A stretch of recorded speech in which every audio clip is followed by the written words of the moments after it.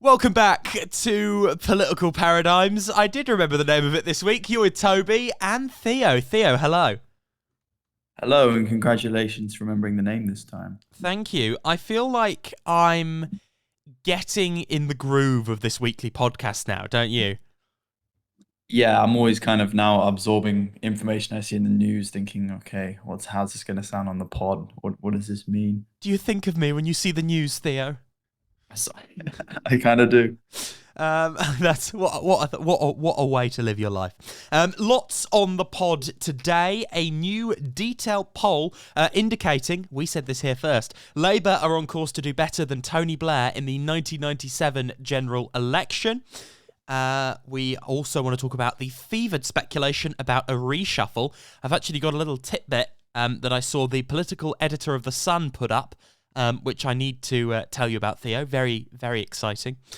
And we also want to talk about the King's speech. But there's one woman at the centre of British politics this week. Who is that individual, Theo? Is it what's her face? Susan something. You're right. It's Susan Hall, the Conservative candidate. No, I'm kidding. It's Suella Braverman, the Home Secretary. I have a friend at college, and I had to explain Suella Braverman to them this week. You can imagine that was interesting. Really? Yeah.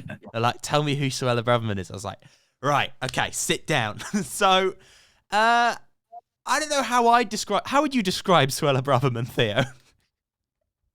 I would say she's on a megalomaniac publicity rampage right now, which is very intentional.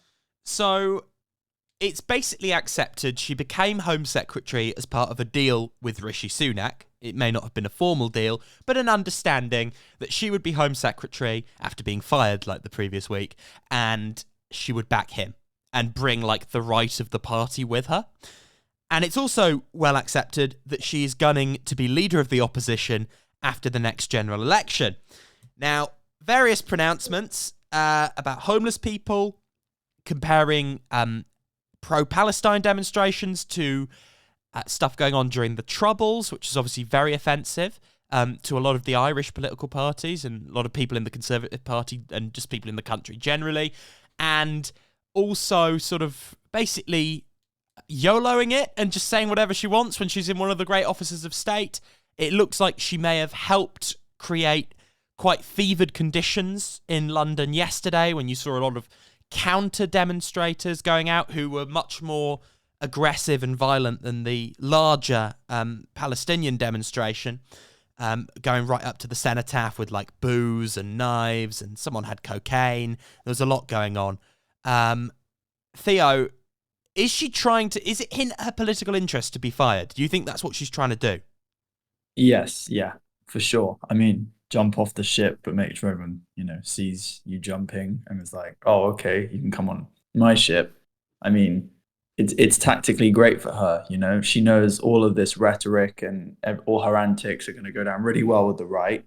So she's going to become the champion, sort of. And she really has done that. I mean, this is manifested physically in real life in the streets of London yesterday. You know, Sunak's defeat almost inevitable, as we're about to discuss with this new poll that came out. And she needs to solidify herself as the leader of the Tory right so she can slide right in as leader of the opposition. I mean, it's, pretty obvious what she's planning. And it's working for her. Would you say she's the single most likely leader of the opposition next? Because I'm not sure. Do you think she's the front runner at this stage? I wouldn't say she's the front runner. I mean, she has a lot of attention on her at the moment, but she'll need to, maintain it. If something big and dramatic happens, like Rishi Sunak fires her, which she's certainly squaring up to him and almost daring him to do it. But I definitely think she'd probably be, a front contender, but not the front runner just yet. It is, but don't sleep on James Cleverly. I've said this to you before. My under the You and hat. your James Cleverly. I am convinced that we are all underpricing the likelihood of James Cleverly being the next Conservative Party James leader. Cleverly, dark horse. Toby said it here first. Yeah, he's gonna wait. He'll come fifth or something. But yeah, that's like my little prediction that I'm throwing. I think James Cleverly might be the 2024 Rory Stewart, everyone thinks, oh, look at this candidate. He could really do it. He could take the. Oh, never mind, never mind. Goes What? out after the second round. Tom Tugendhat, but for 2024. It's like Yeah. the Rory Stewart, Tom Tugendhat, James Cleverly sort of category. The only thing that's going for him is he is currently apparently the most popular cabinet minister with Conservative Party members, just slightly ahead of Suella. Jeremy Hunt is net unpopular, and Rishi Sunak is near the bottom. So he's nearly the least. Okay, I guess that is something you really. Well, I guess that is the thing to consider, isn't it? Popularity with members, because the way we elect our party leaders is still very well. It's like that. No antiquated. comment. Yeah, it's a little strange. There is talk of a reshuffle, Theo. It looks like Suella Braverman may have got herself in trouble. There's been a lot of reporting that basically Mr. Sunak has gone, that's it, she's gone. Just, I don't know when. He has form for like delaying firing people, of course. Harry Cole, the Sun's political editor, has a photo here. I'm gonna actually send Theo the photo in a second, but I'll illustrate it with my words. It says, reshuffle latest, the Whitehall comms grid for tomorrow is very, very empty. It says number 10 redacted on it. So this is for Monday. I'm going to get this podcast up before Monday. If you're listening on Monday, you'll know what's happened. But this is, have a look at that, Theo. That's either, to me, an early election or a reshuffle. And I know which of those is more likely. What do you think? Redact. So sorry. Who is this from? So this is a photo from Harry Cole, the Sun's political editor. It's a photo he's obtained of the Whitehall comms grid. So it's like what Whitehall are saying. It would be like, today Rishi Sunak's talking about small boats, or today we're doing a push for this policy. So there is no push on Monday. It's all redacted. Huh. What do you think? What could that mean? Well, that can mean a number of things. I mean, I'm not too familiar with the significance of comms grids, but I mean, what do you think? I think it's probably a reshuffle, because obviously that's what you spend your whole day on if you're doing a reshuffle. If it's not a reshuffle, he's getting the podium out and calling an election, but I'd put the odds of that about 100 to 1. It's very, very, very, very, very, very, very, very unlikely. Yeah. I mean, that now would be probably not the best time to do it, because the couple good economic fortunes that he will have will be kind of, quite late into next year. But you never know. Yeah. And if there is a reshuffle, is it a given Suella goes? I think it probably is. Although feel free to... Yes. You think Yeah, I can't see a reshuffle. Like, it would kind of be like ignoring the elephant in the room if he didn't reshuffle her out or demote her or something. This is from today, so Sunday. Grant Shapps, when asked if Suella Braverman will still be Home Secretary in a week, says a week is a long time in politics. Let me play this. And prosecutions as quickly as possible. When I'm here next week, will the Home Secretary still be Home Secretary? Well, look, as you know, and I know well, a week's a long time in politics, and I never make predictions about these things. Oh, that sounds pretty like she's gone then to me. I don't know about... That's a nice way of saying yes. That, you'd never say that normally, would you?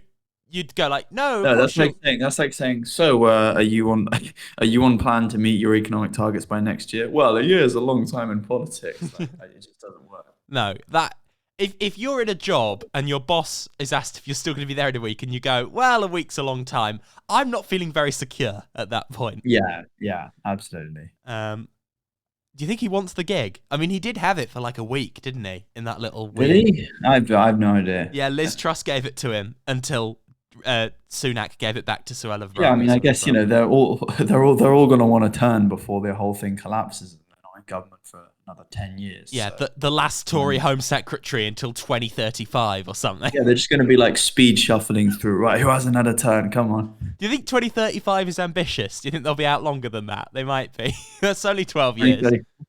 Lot can change. 12 years is a long time in politics. It is. We have a lot of 13-year cycles, actually. New Labour was 13 years.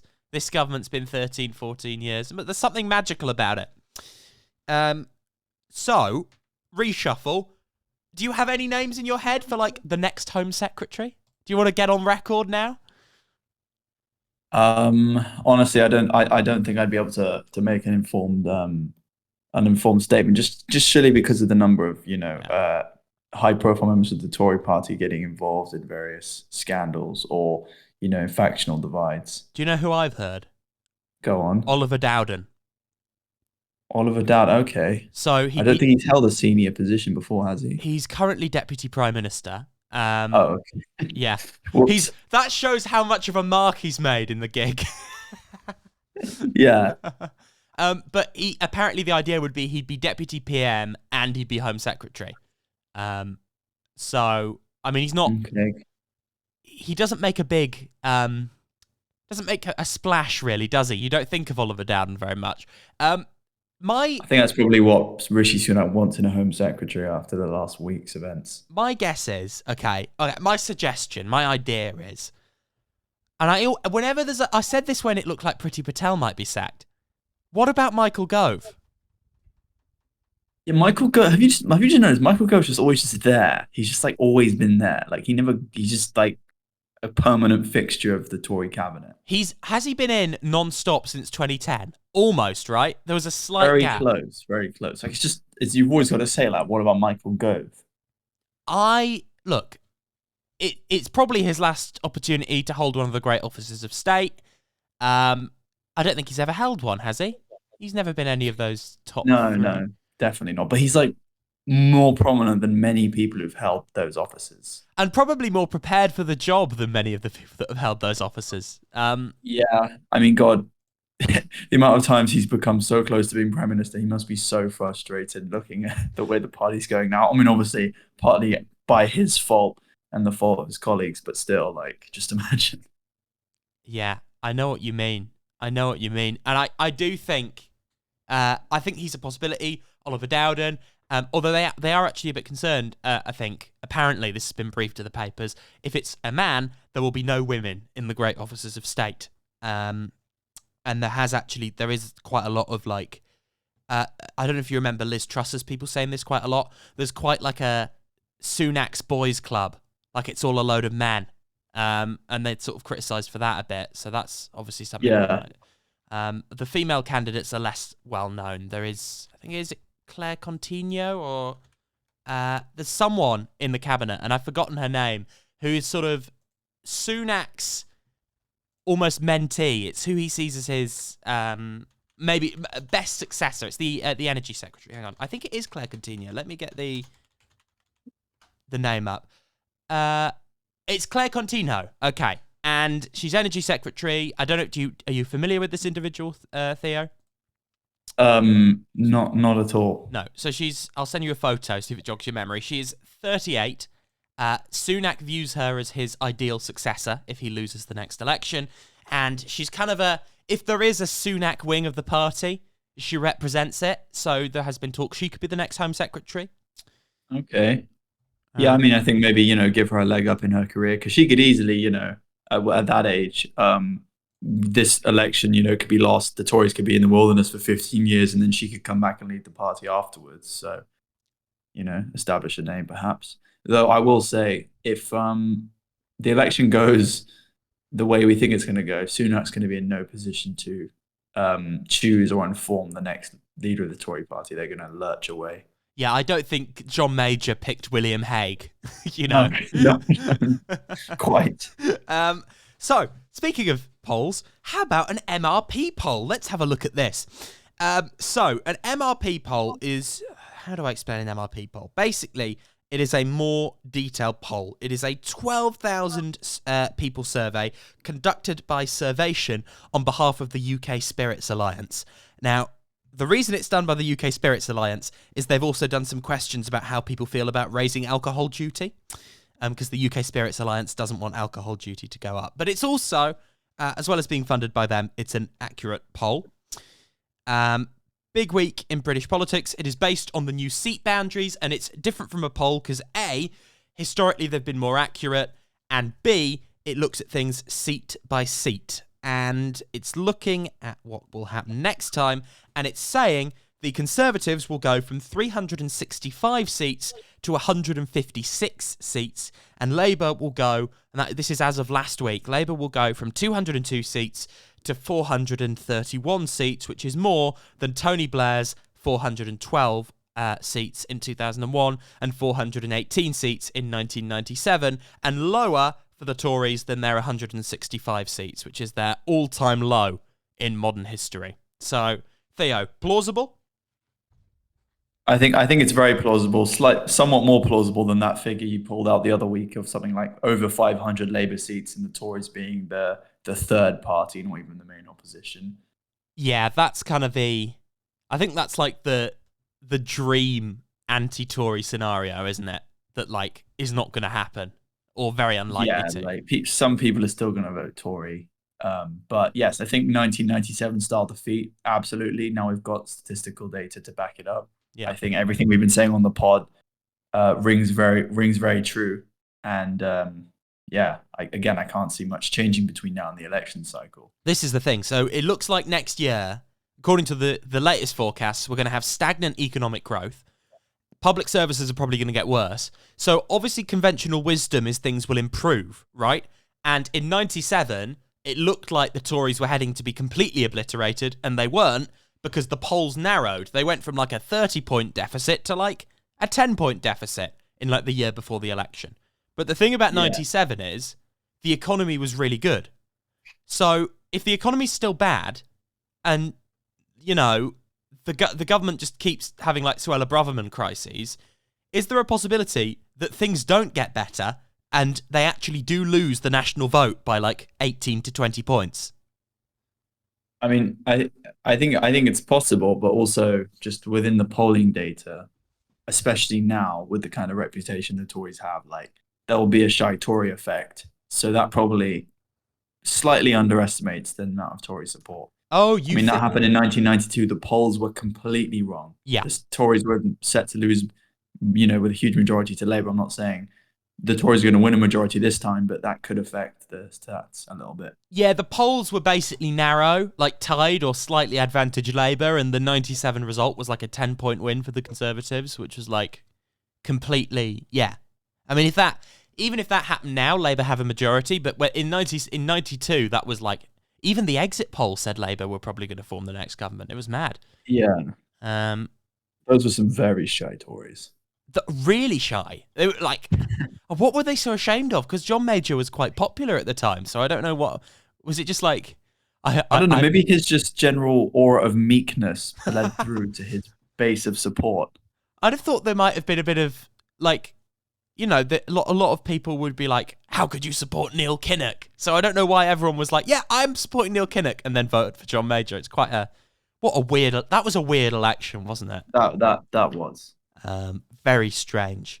A good alternate political history is what if Neil Kinnock had won the 1992 general election? Special episode coming up next. Where would we be now?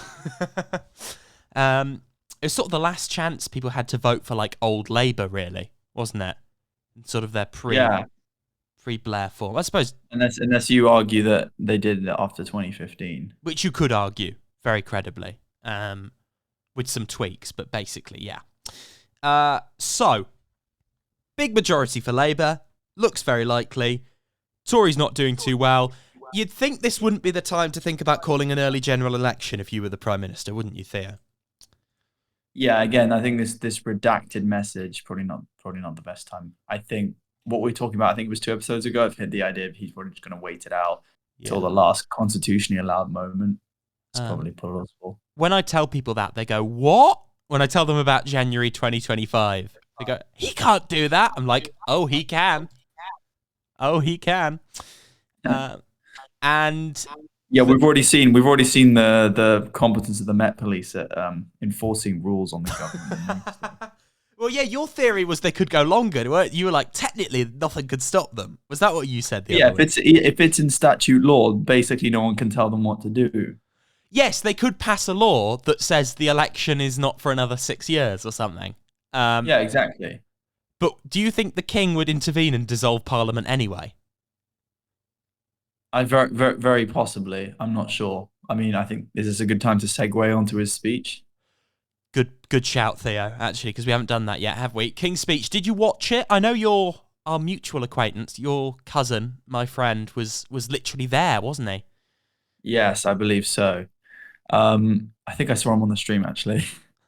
Was he hanging out? Did he get to see the monarch, or was he sort of kept away by the security? Oh no, yeah, I think there's like a viewing area in the chamber. It's pretty packed. That's exactly why Guy Fawkes wanted to blow it up, because it's just like packed with all the politicians and the lords and the spectators. My mum commented on this. She's like, "Isn't it dangerous having them all in the same room?" Like, yeah, someone had that idea about 500 years ago. Yeah, and we burn effigies every year to mark it. So yeah, King's Speech pretty sparse. I don't know if any individual measures stood out to you. The whole attack from Labour has been like, just basically going, it's pathetic. There's nothing in it. Look at the size of this thing. It's pathetic. And that seems to be the extent of the criticism. The smoking thing is in there, which will probably pass. A lot of the stuff in there is like stuff that they don't have time on the parliamentary calendar to deal with. A Labour source was briefing to the papers that the fact it's so sparse makes them think the government is aiming for a May election, which I'm still sceptical about, but hey-ho, could happen. I don't know how they made that conclusion. Just the idea that like there's so little in it that they're planning to not have Parliament here for very long. But again, would be a bit of a suicide mission. Okay. But yeah, I mean, it does feel like a government that's given up on governing, from my perspective. Yeah, or at least given up on the idea of governing. I think they gave up on governing a long time ago. Oh, you think? What do you think the breaking point was? Probably COVID. And they were just like, right, that's it. I mean, yeah, I think, as we talked about in the review of Rory Stewart's book, the government and just the general culture of like ministers and stuff, it's not that geared towards actually, making sound policies or executing sound policies. But I think COVID and Partygate just kind of exposed that to the public more. So the illusion of governing is kind of been broken down more. And now the government know that, so they're just like, why even bother? I think you're right, to be honest. I think from COVID onwards, they were just like, it's damaged. Our life is now damage limitation. That's all we do now. Yeah. We live for damage limitation and trying to win the next election. Speaking of the next election, there has been Dan Hodges in the Mail was writing about this, basically writing that, by the way, all the conservative-leaning newspapers are the best place to go for like briefings from like the Conservatives. I think you said this a long time ago, Theo. Like, if you want the inside scoop from the government, you need to read like a government-friendly paper. Oh yeah, for sure. And Telegraph as well. Sense. Yeah. And we'll all be reading The Mirror and The Guardian once Keir Starmer wins. So basically, the idea was Suella Braverman is apparently behind the scenes frantically pitching Rishi Sunak on the idea of waiting until next week when courts will decide whether the Rwanda policy can go ahead. And if it can't go ahead, calling an election and doing a sort of Ted Heath, who governs Britain, us or the trade unions thing, but who governs Britain, us or the lefty human rights lawyers, and do a whole campaign, general election, snap election on small boats. Good idea? Bad idea?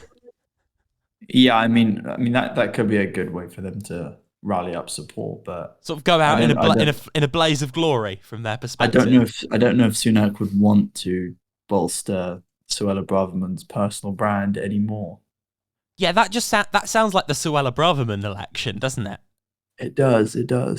And also, in terms of the issues, first of all, why would you make a campaign about immigration when your government is widely viewed as not succeeding in controlling immigration? Labour might win that fight. Oh, they would. I mean, just, it's like as simple as the effect of the policies, isn't it? Yeah, basically. I think like it was like 85 or 90% think the government's doing a bad job on immigration. So it's like, what do you think a campaign about your failures on immigration is going to do? Exactly. It will, like you say, it could rally the base. Yeah, I mean, I think that's what she was trying to do also over the weekend with the marches in London. Yeah. But like, it was the same thing that happened with Brexit when the Supreme Court tried to block, the government triggering Article 50, so enemies of the people on the front page of the Times. My guess is, right, firstly, if it happens, we'll have headlines like that, if the court blocks Rwanda. But also, I think it will, people won't like it, right? My instinct is the British public will be like, no, we should be able to do this, the court shouldn't stop us. But I don't think that necessarily benefits the Tories because they're the ones that are viewed as like ineffective in dealing with this issue. Exactly. But it will probably fuel wider disillusionment with the political system. Yeah, you could never go wrong with some anti-judicial hatred. This is very true. We have a lovely history of the judiciary in this country, and we also have a recent political history of populist backlashes against lawyers and judges and such things. Yeah, I mean, I will say it is a little bit outrageous. I mean, if you compare like our judiciary to the US judiciary, I mean, come on, it does satisfy the neutrality terms. I don't think anyone should really be trying to argue that the judiciary is like some kind of activist organization. Yeah. It's not. After 13 years of Conservative government, the judiciary is not going to be a like quasi-socialist organisation. Like, let's not. Its constitutional powers are limited. Yeah, let's not kid ourselves here. And the other thing is the government can always override. Obviously, in Rwanda, it's difficult because there's an international framework. But generally speaking, they can change the law. Like, they did a thing in the law when they got rid of the Fixed Term Parliaments Act that basically said the courts shouldn't adjudicate on prorogations. So they've passed a law that means, if we ever prorogue Parliament again, you can't stop us, kind of thing. Like, Parliament has... exactly. If it's written in law, the courts can't do anything about it. But I'm not sure. Is Rwanda like a government is it a statutory instrument or is it primary legislation? I believe it's statutory, but the issue is, because they put it through the Lords and the Commons and all the rest of it, and it did get through. The Lords tried to block it, but the problem is it interferes with the European Convention on Human Rights, and in order to deal with it, you'd have to leave the European Convention on Human Rights. So that's what Suella Braverman is probably going to be advocating for. Yeah, and also, I mean, I think like international treaties, they're kind of publicly quite important, but I think the Human Rights Act that we have is still encoded, but the government was looking at breaking that up. But if they break that up, then there'll be no conflict, within the law. Yeah, basically. And it is one of those things where, like, if a government truly wants to ignore all these things, they could just do it, right? They could just pass a law that's like, screw the ECHR, screw the courts, this is legal, we've decided it's legal. So, to an extent, the fact that they're not doing that shows that maybe not everyone in the government is, like, of the same mind as Suella Braverman on these things. Yeah, and also like there are literally still to this day cases from 10 years ago of the government doing stuff like that still pending a decision or that have been parked. Like, it's not an effective cycle of punishment and penalization. Just doesn't work like that. Yeah, how long have we been trying to get rid of the Human Rights Act for? Was that been policy since David Cameron, hasn't it? And they're never going to do it. They just say it. Yeah, it's always been the Bill of Rights. But as I was saying, like, even times where the government has trod on the Human Rights Act and the courts, there's been litigation in the courts about it, the trials they haven't concluded yet. Yeah, that's exactly right. All right, I think that's about it from us. If there's like a massive reshuffle, do you think we'll end up doing an emergency pod this week sometime? If there's anything significant, I will say I think if Braverman just gets sacked, like, there's no need to go on the air about it. No, but if there's a cabinet-wide shake-up, might be worth a look. If James Cleverly becomes Home Secretary, I'll let you have your fangirl moment. No, I honestly think that would probably damage him with Tory members, right? Because he'd just get the blame for, like, not doing Rwanda, I think. Yeah, probably. And also, you know what? Do you know what would be a real baller move? Sacking Jeremy Hunt the week before the autumn statement. Yeah. I wonder who to replace him with. Suella Braverman gets moved to the Treasury. Oh my god! Bring it! Be funny. Bring it! I wonder what. We might see people turning down great offices of state. I couldn't possibly serve. No, because you do. There might be like, I can't do it because I'll be associated with you, and then I'll lose my seat. There is a bit of that. Yeah, that's exactly my point. Like, it's damaging now. Being in the great offices of state in the Sunak government guarantees you like a double-digit swing against you in your constituency. Yeah, exactly. The one thing most MPs go into Parliament to work up to, they're now going to be turning down to keep their seats. Yeah, basically. If you look at the special swings against ministers in John Major's government, and you'll see what Theo's talking about. Crazy. We won't just get the Portillo moment. We'll get the Hands moment, the Cleverly moment, the Mordaunt moment, the Hunt moment, and a few others. Theo, thank you for joining us, and I'll speak to you next week. Thank you.